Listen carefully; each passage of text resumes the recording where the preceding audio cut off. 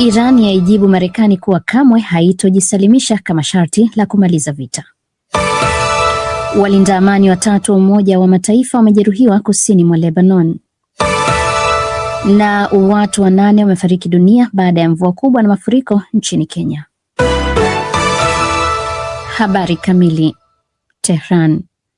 Saa kadhaa baada ya rais wa Marekani Donald Trump kuitaka Iran isalimu amri ili kusitisha vita vinavyoendelea, rais wa Iran Masoud Pezeshkian ameapa kuwa kamwe taifa lake halitajisalimisha kwa Marekani na Israel.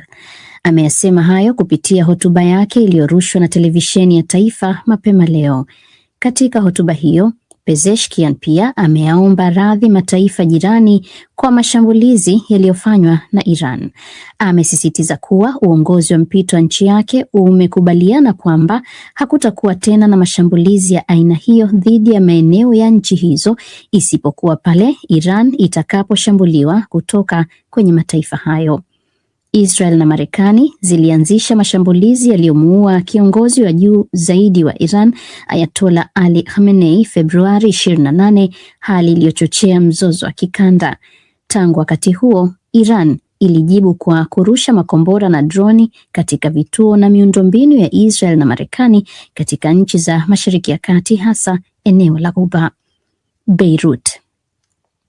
Walinda amani watatu wa kikosi cha muda cha Umoja wa Mataifa nchini Lebanon, UNIFIL, wamejeruhiwa ndani ya kambi ya Al-Kauza kusini mwa nchi hiyo baada ya mapigano makali. Taarifa ya UNIFIL imesema mmoja wa walinda amani amejeruhiwa vibaya na amepelekwa katika hospitali mjini Beirut kwa ajili ya matibabu. Awali, vyombo vya habari viliripoti kuhusu mashambulizi makali yaliyofanywa na jeshi la Israel katika kambi hiyo. Ujumbe huo wa Umoja wa Mataifa umelaani mashambulizi hayo na kusisitiza kuwa hayakubaliki na kuwa yanakiuka sheria ya kiutu ya Umoja wa Mataifa. Hayo yanajiri wakati ndege za kivita za Israel zikiendelea kufanya mashambulizi Beirut. Wizara ya Afya ya Lebanon imebainisha kuwa zaidi ya watu 200 wameuawa tangu Israel ilipoanzisha mashambulizi mapya yanayowalenga wanamgambo wa Hezbollah. Nairobi. Watu 8 wamefariki dunia katika mji mkuu wa Kenya, Nairobi, kutokana na mafuriko yaliyosababishwa na mvua kubwa usiku wa kuamkia leo Jumamosi. Mkuu wa polisi jijini Nairobi, George Seda, amesema juhudi za uokoaji zinaendelea, lakini wakati huo huo ametahadharisha kwamba idadi ya vifo huenda ikaongezeka. Mvua kubwa zilianza kunyesha Ijumaa na kuendelea usiku kucha, hali iliyosababisha magari kufunikwa na maji. Kiwango hicho kikubwa cha maji ya mvua pia kimeripotiwa kusababisha uharibifu wa zaidi ya magari 100. Kutokana na mafuriko hayo, safari za shirika la ndege la Kenya Airways zimevurugika na huenda hali hiyo ikaendelea kwa muda mrefu zaidi. Jeshi nchini humo limepelekwa kusaidia shughuli ya uokoaji ili kuwafikia wakazi waliokwama katika maeneo mbalimbali. Kiev. Takriban watu 7 wameuawa nchini Ukraine baada ya Urusi kufanya mashambulizi ya droni na makombora usiku wa kuamkia leo. Mamlaka za Kiev zimesema miongoni mwa waliouawa ni watoto 2 kaskazini mashariki mwa mkoa wa Kharkiv baada ya makazi yao kuangukiwa na kombora. Kwa upande wake, Rais wa Ukraine Volodymyr Zelensky ameeleza kuwa mashambulizi hayo ya Urusi yalihusisha droni zipatazo 480 na makombora 29 yaliyoilenga sekta ya nishati na miundombinu ya reli katika maeneo mbalimbali ya nchi. Sehemu ya bandari katika mkoa wa Odessa ililengwa pia, hali iliyosababisha makontena yaliyokuwa na mafuta kushika moto na kuteketeza ghala la nafaka. Hatimaye Abuja. Wanamgambo wenye itikadi kali wameushambulia mji wa Ngoshe katika jimbo la Borno nchini Nigeria na kuwateka nyara zaidi ya watu 300. Mamlaka nchini humo zimesema huenda shambulio hilo ni la kulipiza kisasi kutokana na operesheni ya jeshi iliyowaua makamanda 3 wa kundi la Boko Haram. Hadi sasa hakuna kundi lolote lililokiri kuhusika na tukio hilo. Msemaji wa jeshi Ubasani amesema wanajeshi walifanikiwa kuyazuia mashambulizi mengine ya aina hiyo yaliyoshuhudiwa katika jamii za Konduga, Mate, Jakana na Mainok kati ya Jumatano na Ijumaa wiki hii. Nigeria inakabiliwa na kitisho cha usalama kutokana na makundi kadhaa ya wanamgambo wenye itikadi kali ikiwemo Boko Haram, ISWAP, Lakurawa na mengine yenye makao yake katika ukanda wa Sahel.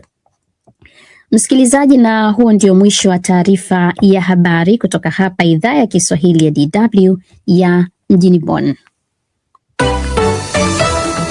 DW. Maoni. Ulimwengu umejikuta umetumbukizwa kwa mara nyingine kwenye hali ya mashaka na taharuki kubwa baada ya Marekani na Israel mwishoni mwa juma lililopita kuanzisha kampeni kubwa ya kijeshi dhidi ya Iran na kuwaua viongozi kadhaa wa jamhuri hiyo ya Kiislamu, akiwemo kiongozi wa juu zaidi aliyekuwa na mamlaka ya mwisho katika taifa hilo, Ayatollah Ali Khamenei, aliyekuwa na umri wa miaka 86. Iran nayo ikajibu kwa kuvurumisha makombora chungu nzima dhidi ya Israel na maeneo kadhaa yenye maslahi kwa Marekani katika mataifa mbalimbali ya Ghuba. Hatua ya Marekani na Israel ilichukuliwa muda mfupi baada ya kushindwa kupatikana makubaliano kwenye mazungumzo ya nyuklia yaliyosimamiwa na Oman. Khamenei aliyeuliwa kwa mashambulio ya makombora ya Marekani yaliyoilenga ofisi yake mjini Tehran. Aliiongoza Iran kwa takriban miaka 36 akiwa pia ni kiongozi wa madhehebu ya Waislamu wa Shia duniani, na kifo chake kiliibua hasira kali za Washia katika mataifa mbalimbali yakiwemo India, Pakistan na Iraq, lakini pia kubakisha maswali mengi kuhusu upi utakuwa mwisho au hatma ya Iran. Rais Donald Trump na mshirika wake mkubwa, waziri mkuu wa Israel Benjamin Netanyahu, wamesikika wakitoa mwito wa kuhamasisha umma wa Iran utumie fursa hii ya vita kuondoa madarakani utawala wa mamua, ikionyesha bayana hilo ndilo hasa lengo la mataifa hayo. Lakini je, litafanikiwa? Hakuna anayefahamu hatma au matokeo ya mwisho ya vita hivi, ingawa kilicho dhahiri mpaka sasa ni kwamba mgogoro huu umeshatanuka na kuwa wa kikanda na athari zake tayari zimesambaa hadi nje ya mipaka ya Mashariki ya Kati. Je, kwa nini hasa Marekani na mshirika wake Israel wameanzisha vita dhidi ya Iran? Na Tehran inao uwezo wa kumudu vita hivi peke yake? Kujadili mgogoro huu nimewaalika kutoka mjini Tehran mwandishi wa habari na mchambuzi wa siasa za Mashariki ya Kati Abdel Fattah Musa kutoka Fujairah huko UAE. Tunaye mchambuzi wa siasa za kimataifa Ibrahim Rahbi, na visiwani Zanzibar yuko Othman Miraji, ni mhariri mstaafu wa DW, na kutoka huko Marekani yuko mwandishi habari na mchambuzi Mubelwa Bandio. Mwenyekiti wako kwenye meza ya duara leo hii ni mimi Saumu Mwasimba. Karibuni nyote kwenye mjadala wetu. Asante sana. Na asante Saumu. Nianzie kwako Abdul Fattah. Kwanza labda utupe picha ya hali ikoje ndani ya Iran katika kipindi chote hiki. Kwa muda wote huu takriban sasa ni siku 6 wakati tunafanya mazungumzo haya, hali katika miji mbalimbali ya Iran, ukianzia hapa mji mkuu Tehran, hali ni tete. Ni tete kwa sababu mashambulio ya Marekani na Israel, mashambulio ya anga, hayatangazi na wala hayana taarifa ni wakati gani yatafanyika. Mara nyingi sasa tunaweza tukasema kwamba yanafanyika hata katika wakati wa mchana, kama ambavyo shambulio la siku ya kwanza lilifanyika wakati wa saa za mwanzoni mwa asubuhi. Kutokana na mashambulio haya hayalengi maeneo ya kijeshi pekee, bali analenga pia hata maeneo ya kiraia. Utakumbuka kwamba siku ya kwanza kabisa skuli moja ya msingi iliyoko kusini mwa Iran katika mji wa Minab ilishambuliwa na wanafunzi wa kike zaidi ya 180 wakauawa katika shambulio hilo. Kwa hivyo mbali na shambulio hilo la mwanzo la kiraia, ni kwamba hadi sasa majengo kadhaa ya hospitali, maeneo mbalimbali ya nyumba za raia yamekuwa yakiandamwa na mashambulio hayo. Mfano hai ni hapa Tehran sisi tulipo, maeneo ambayo yako karibu na sisi hapa leo yameshambuliwa pia, na ving'ora vya magari ya kubebea wagonjwa vimekuwa vikisikika, mitikisiko imekuwa ikisikika, pamoja na kwamba ni maeneo ambayo yanajulikana hakuna athari wala vitu vyote vya kijeshi, au hata maeneo ya vyombo vya habari. Jengo la utangazaji la televisheni na redio la Iran ambalo mwaka jana lilishambuliwa wakati wa vita vya siku 12, nalo pia limelengwa usiku wa jana kuamkia leo, ambapo kabla yake pia vituo mbalimbali vya habari vilishambuliwa, mambo ambayo yanajulikana katika sheria za kimataifa za kivita yanatakiwa yabaki katika amani. Kwa hivyo kutokana na hali hiyo, hali ya kiusalama katika miji mbalimbali ya Irani ni tete, ingawa jambo ambalo ni la kushangaza sana ni kwamba katika wakati huu wa mwezi huu mtukufu wa Ramadhan, pamoja na hali hiyo, Wairani wenyewe mara baada ya kumalizika sala magharibi, baada ya kufuturu, tokea siku ya mwanzo ya vita, wamekuwa wakimiminika mabarabarani wakifanya mikusanyiko mikubwa kuomboleza kifo hasa cha kiongozi mkuu wa Iran Ayatollah Ali Khamenei. Na mbali na mikusanyiko hiyo, sasa imekuwa inafanyika hata katika wakati wa mchana, watu wakitoa kauli za kulaani Marekani na Israel na kutaka damu ya Ayatollah Khamenei ilipiziwe kisasi kutokana na kile kilichofanywa na Marekani na Israel dhidi ya taifa la Iran. Kwa hivyo hali kwa ujumla ni hali tete. Wakati wowote watu wanategemea kutokea chochote katika maeneo mbalimbali ya nchi. Nataka nimuulize swali hili Ibrahim Rahbi, kwa sababu huko UAE, na tunafahamu kwamba mashambulio ya Iran yamekuwa yakizilenga nchi mbalimbali katika eneo zima la Ghuba, na hasa kule ambako kuna maslahi na Marekani. Hali iko vipi katika maeneo hayo? Nashukuru sana Thomas.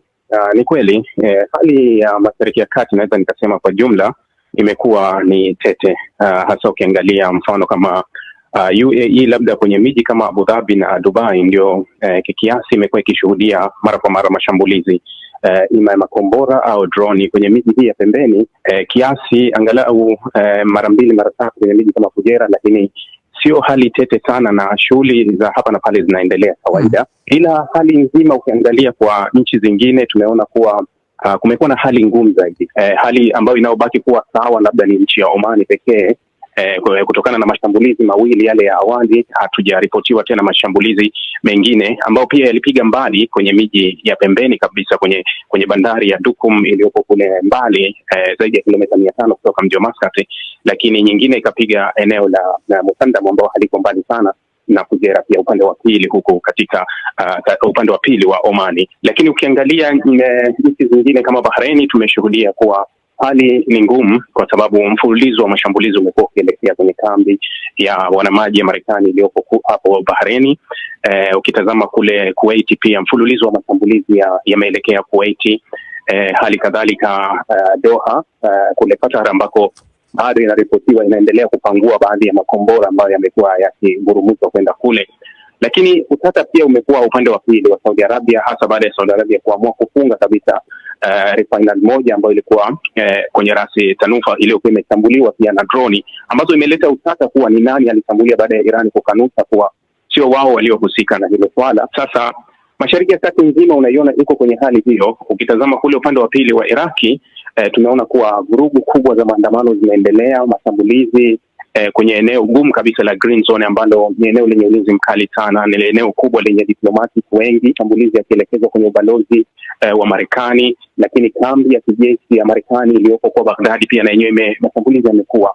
Ukienda upande wa pili, eneo jingine la Iraq, upande wa Kurdistan, unakutana pia mashambulizi mengi yameelekezwa katika mji wa Arbil, Lebanoni, na kwenyewe hali imekuwa ngumu kwa sababu Israel inafanya mashambulizi makubwa sana kuelekea upande wa pili wa Lebanoni. Lakini baadhi ya mashambulizi pia tumeona upande wa pili wa Syria. Hali kadhalika Jordan imeripoti pia mashambulizi ambayo yameelekezwa kwao. Mashambulizi pia yameelekea kwenye kambi ya kijeshi ya Uingereza iliyopo Cyprus. Kwa hiyo ni eneo zima la Mashariki ya Kati. Maanake ni kwamba hali ni tete katika mataifa mengi kwenye eneo zima la Mashariki ya Kati. Abdul Fattah, nataka nirudi kwako kutokana na sura hii ambayo tumeipata mpaka hivi sasa, hali inayoendelea. Unadhani hasa ni kitu gani kimechochea Marekani kuishambulia Iran wakati ilikuwa bado iko kwenye mazungumzo ya nyuklia ambayo ilifikiriwa kwamba angeweza kuepusha vita hivi? Nataka nipate kwa jicho la mtazamo wa Iran.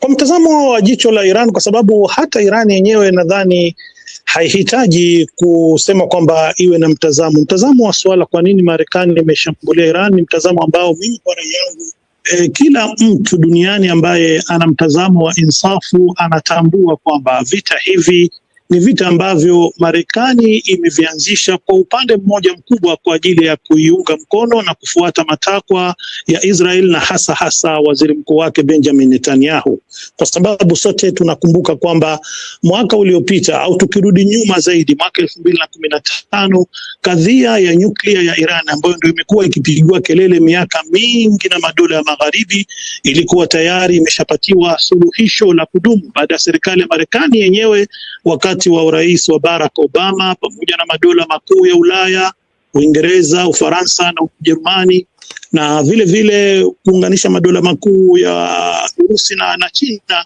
kwa pamoja alisaini ule mkataba uliojulikana kwa kifupi kama JCPOA, ambapo tayari suluhisho lilikuwa limepatikana kwamba Iran itaweza kunufaika na haki ya kutumia nishati ya nyuklia ikiwemo kurutubisha madini ya urani, lakini wakati huo huo itakuwa chini ya uangalizi mkali na usimamizi mkali wa shirika la Umoja wa Mataifa kuhakikisha kwamba miradi yake ya nyuklia haielekei katika kuunda silaha za nyuklia. Hili jambo lilikuwa limemalizika, lakini sote tunakumbuka kwamba kipindi hicho wakati urais wa Obama unakaribia kumalizika, Rais Donald Trump alitangaza kwamba yeye atakapokuwa rais wa Marekani atauchana mkataba huo na hata ukubali kutekeleza, na ndicho kilichofuata mwaka 2018 na kuanzia hapo akaanzisha mashinikizo makubwa ya kiuchumi mbali yale ambayo Iran ilikuwa inakabiliana nayo kwa miaka yote hii tokea wakati wa ushindi wa mapinduzi mwaka 1979. Kwa hivyo alichokifanya miaka minne yake ya kwanza, alihujumu sana kiuchumi Iran kwa vikwazo, lakini Iran